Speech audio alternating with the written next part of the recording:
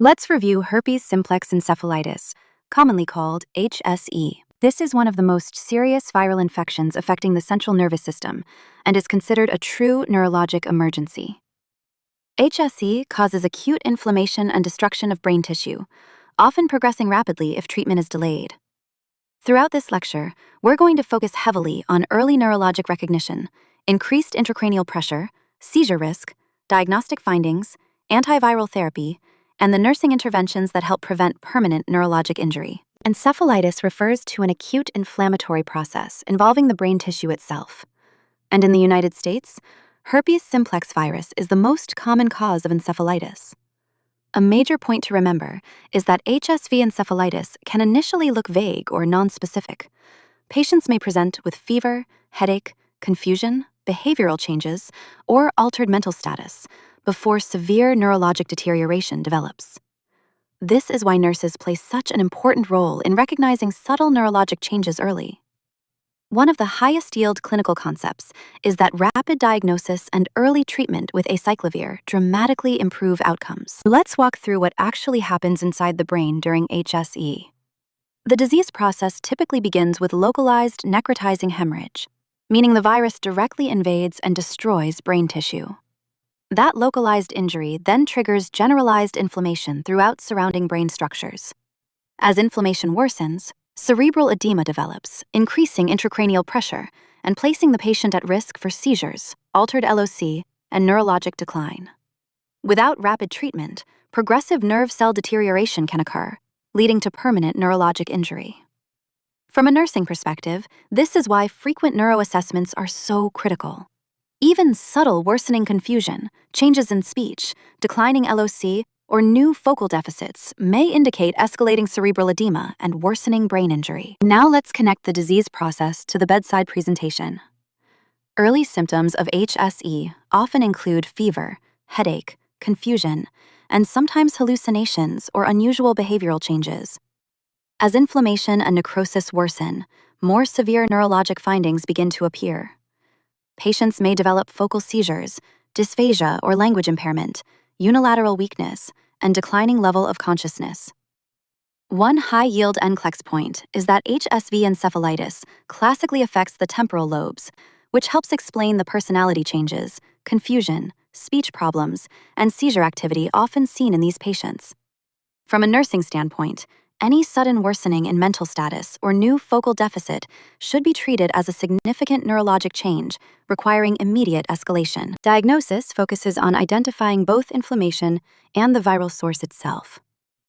MRI is considered the primary imaging modality because it can detect areas of brain inflammation early, especially within the temporal lobes. EEG may show diffuse slowing or focal temporal abnormalities, and is helpful for identifying seizure-related electrical disruption. Lumbar puncture and CSF analysis usually show elevated protein and increased opening pressure, while glucose often remains normal. But the major high-yield diagnostic test is PCR testing of the CSF for HSV DNA. This is considered the gold standard for early diagnosis because of its very high sensitivity and specificity. One important nursing consideration is monitoring patients carefully after lumbar puncture for worsening headache, neurologic decline, or signs of increased ICP. The cornerstone of treatment for HSV encephalitis is early IV Acyclovir. Acyclovir works by inhibiting viral DNA replication, helping stop ongoing viral destruction of brain tissue. One of the most important NCLEX concepts is that treatment should begin immediately when HSE is suspected, even before final confirmation, because delays significantly worsen outcomes. Another major nursing implication involves safe administration.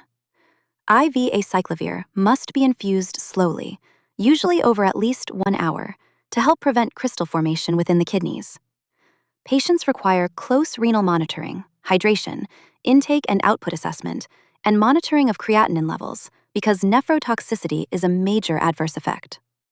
So remember, early Acyclovir, slow infusion, and aggressive renal monitoring are all high-yield nursing priorities. Now let's focus on bedside nursing priorities for HSV encephalitis. Frequent neurologic assessments are critical because these patients can deteriorate rapidly. nurses need to closely monitor level of consciousness, speech, motor function, and seizure activity. One important nursing point is to use opioid analgesics cautiously. Excessive sedation can mask subtle neurologic decline and make neuroassessments less reliable.